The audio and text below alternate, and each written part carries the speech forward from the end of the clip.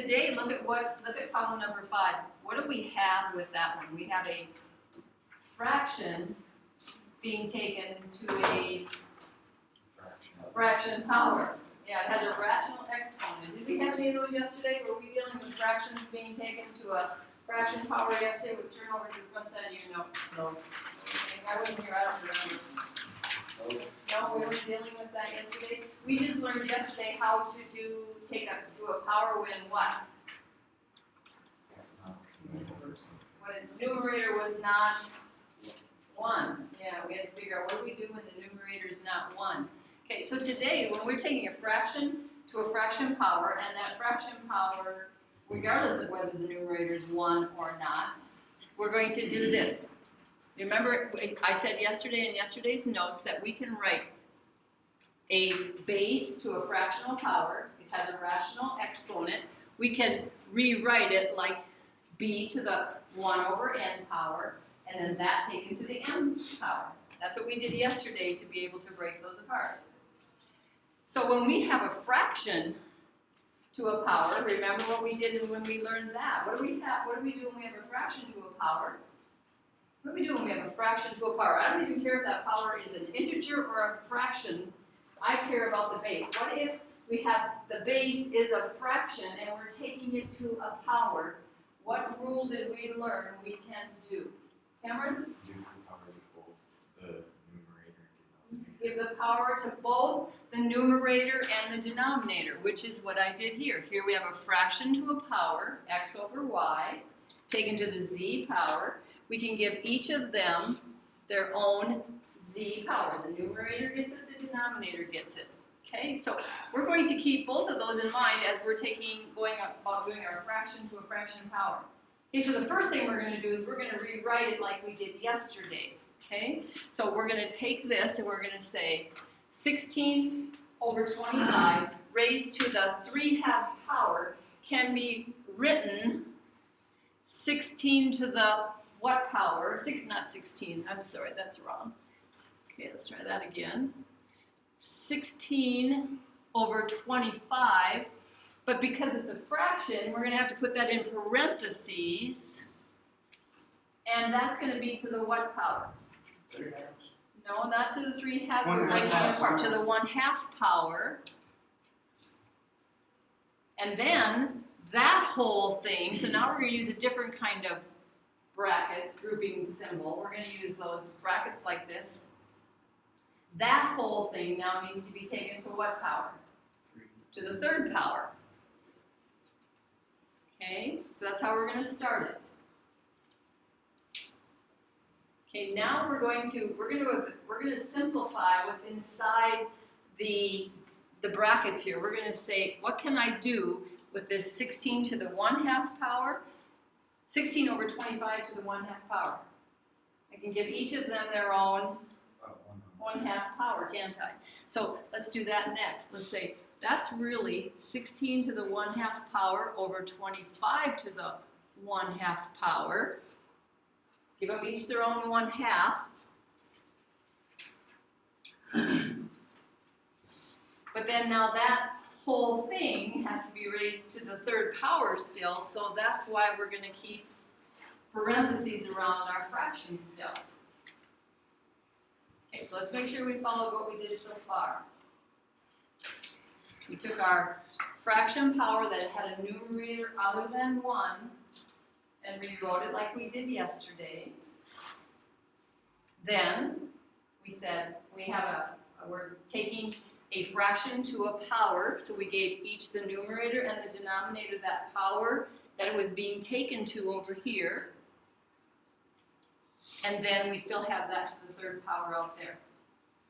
Okay, so what can the 16 to the 1/2 power is really the same as what? No. 16 to the 1/2 power is the same as, right? 4 to the 2nd. Okay, 4 to the 2nd power is 16, and then it would be raised to the 1/2 power. But how about, let's write it as a radical. Are we writing it as a radical? How do we write that as a radical? Cameron? What does 16 to the 1/2 power mean? The radical the symbol with the 2 in the little crook and 16. Yeah. It really means the square root of 16, doesn't it? And this is the square root of 25. Okay, so I'm just renaming them as radicals. Next, what is the square root of 16? 4. So 4 is the square root of 16. What's the square root of 25? 5. So I end up with 4/5. I have to still keep it in parentheses because it's still a fraction. And it's raised to the 3rd power. Lots of steps in these. Make sure you're doing this neatly so you can follow your steps, okay? Now we have a fraction to a power. We give what? The numerator that power and the denominator that power. So the 4 is going to be taken to the 3rd power. The 5 is going to be taken to the 3rd power. And by the way, backward is 4/5 before we gave them each their own exponent of 3. That's a good place to stop and say, can I simplify 4/5? Because if you can simplify 4/5 before you apply the power to it, that's a better thing to do. Can 4/5 be simplified? No. So we can jump ahead to saying, okay, take 4 to the 3rd power and 5 to the 3rd power, because if you can't simplify before, you will not be able to simplify after. You won't have to worry about, oh, how do I know if I can simplify this fraction with these big numbers in it? Okay, what is 4 to the 3rd power? 64. Gave it away. What is 5 to the 3rd power? 125. 125. Are you starting to get some of these memorized? No, I was looking at. Oh, I thought you guys were, they're starting to stick up here. Trey. I did mine a different way, but I have the same answer. Huh. Of course you did, Trey. No, I did Good. your way too, but can I tell you my way? Sure, Trey. Why don't you tell me your way? Alright, so at the beginning, I didn't do the bracket thing, I just did. But the first equation is equal to 16 1/2 over 25 1/2.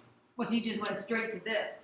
Yeah, This step right here. and then I put that equals 4 over 5 to the 3rd, and then I got 64 125.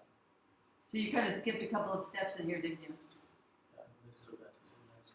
Awesome. I'm so glad you got the same answer, but am I going to want you to show me those steps, you think?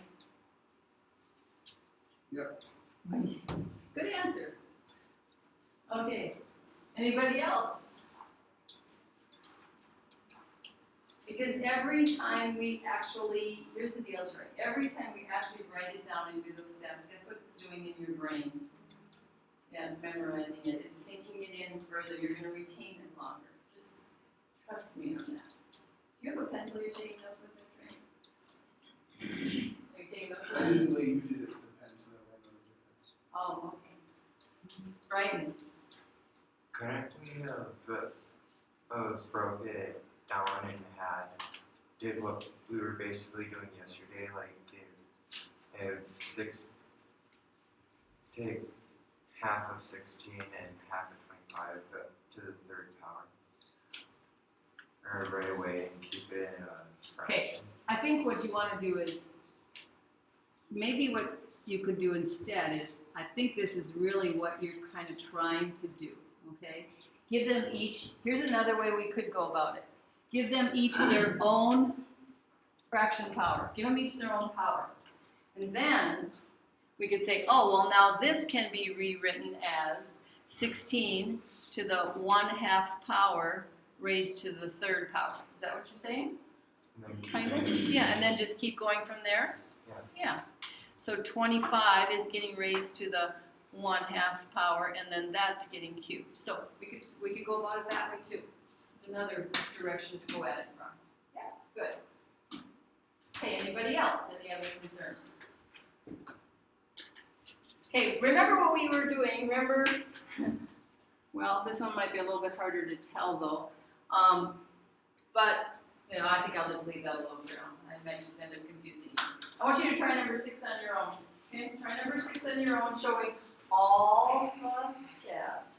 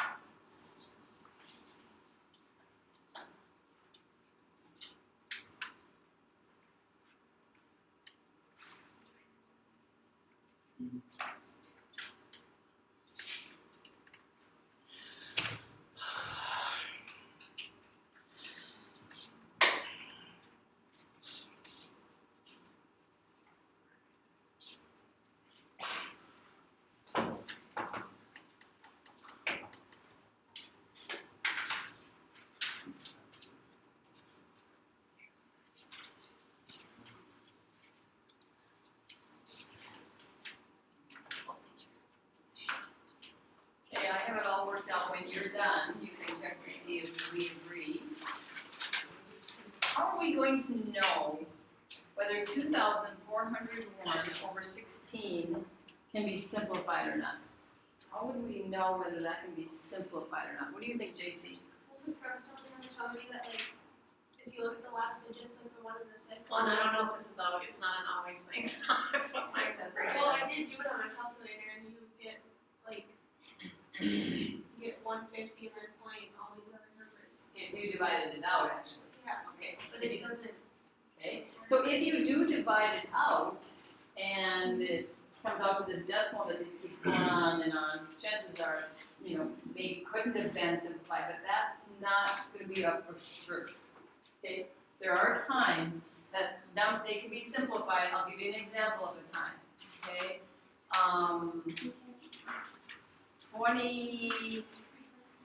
let's see, 24 divided 24 over 9. Oh.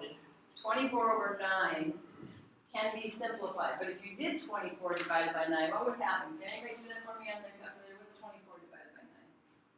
It's like You're only doing 2 and 2/3, right? 2.6 repeating? Okay, so that 6 keeps repeating, so that 6 keeps repeating, does that mean then that that wasn't able to be simplified? No, not necessarily. Okay, so can 24 over 9 be simplified? Before we would actually do it? Ken, Hannah, what could it be simplified to, Josh? 3 to 5 by 3. They're both divisible by 3, aren't they? 24 divided by 3 is 8, and 9 divided by 3 is 3. 3, so we have 8 over 3. And that would divide out also to the same thing, 2.6 repeating. So we got to be careful about thinking and having that sort of a thought. So Riley? So do we have to simplify Yep, we got it, because in answer banks, they're not going to give it not simplified. So those?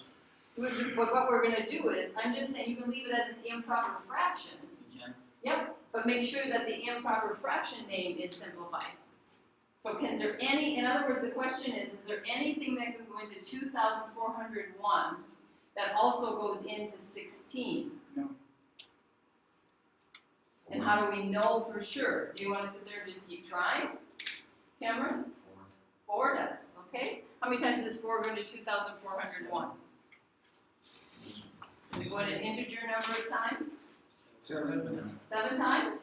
4 goes into 2,401 7 times. I have $2,401, and I'm gonna divide it up amongst four of you, I'm gonna give you each $7. I'm gonna have a lot of money left. Cameron? 625. Yeah, it doesn't come out to a nice integer, does it? So 4 doesn't go in there nicely, we would say, because we don't get an integer.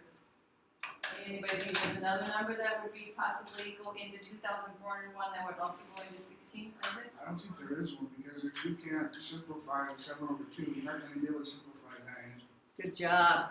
He heard what I said earlier. If you can't simplify up here, you can't simplify there. If there's not something that'll go into 7 that also goes into 2, you're not going to be able to simplify in the end either. Taking them both to a power is not going to make them now have something they have in common. Okay, so keep that in mind. Remember that. Do your simplifying here first, if you can, and then you don't have to worry about it in the end. Here's another little trick I want you to keep in mind. If it starts like this, okay, so if I have in the beginning, I have the fraction 15 over 27, and I have to take that to the 3/2 power, what do you think I could do first? Simplify it. I can simplify this fraction first and make my life even easier. Okay, so what does 15 over 27 simplify to? 3 goes into both. 3 goes into both of them. 4? 5.